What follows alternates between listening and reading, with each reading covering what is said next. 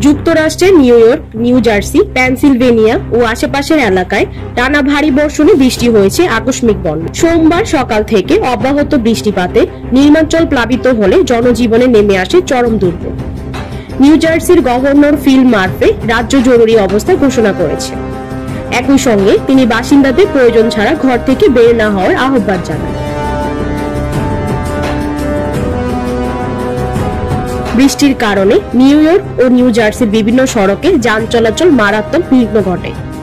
অনেক এলাকায় গাড়ি আটকে পড়েছে, সাবওয়ে লাইন বন্ধ হয়ে গেছে। কিছু লাইন সচল থাকলেও ট্রেন চলাচলে তীব্র বিলম্ব দেখা দিয়েছে। সামাজিক যোগাযোগ মাধ্যমে ছড়িয়ে পড়া একাধিক ভিডিওতে দেখা যায় ম্যানহাটনের একটি সাবওয়ে স্টেশনে পানি ঢুকে পড়েছে এবং ট্রেনের অভ্যন্তরে প্রবেশ করেছে।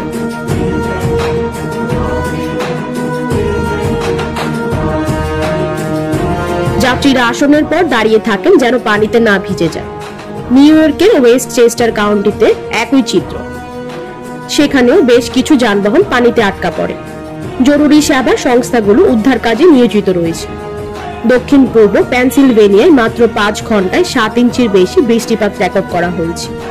স্থানীয় বাসিন্দাদের কেউ কেউ জানিয়েছে তাদের বাসায় 5 ফুটেরও বেশি পানি ঢুকে পড়েছে। পরিস্থিতির অবনতি হওয়ায় সেখানে পৃথকভাবে জরুরি অবস্থা জারি করা হয়েছে। তবে এখন পর্যন্ত কোনো হতাহতের খবর পাওয়া যায়নি। সন্ধ্যার পর বৃষ্টির তীব্রতা কিছুটা কমে এলে কিছু এলাকায় পানি নামতে শুরু করে।